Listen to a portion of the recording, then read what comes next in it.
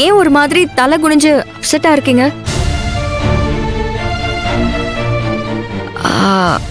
உங்களுக்கு வேலை இல்லாததுனால பணம் கொடுக்க முடியலன்னு அவமானமா இருக்கா? ஏ சத்யா, சும்மா புள்ளைய கிள்ளி விட்டு தொட்டிலையும் ஆட்டி விடுற வேலையெல்லாம் வச்சுக்காத.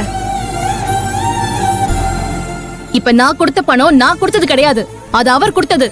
நான் கொடுத்தா அவர் கொடுத்த மாதிரி தான் அர்த்தம். எல்லாரும் சேமிச்சு வச்ச பணத்தை எல்லாம் கொடுத்தாங்கல்ல, அந்த பணத்தை எல்லாம் எப்படி சேமிச்சு வச்சாங்கன்னு நினைக்கிற? யார் கொடுத்து சேமிச்சாங்கன்னு நினைக்கிற? எல்லாம் இவர் கொடுத்ததுதான். மாமா கையில இருக்கிற எல்லா பணமும் இவரோட பணம் தான். அத முதல்ல தெரிஞ்சுக்கோ. உன் இஷ்டத்துக்கெல்லாம் பேசிட்டு இருக்காத. அது எப்படி? மாமா கையில இருக்கிற எல்லா பணமும் இவரோட பணமாகும்.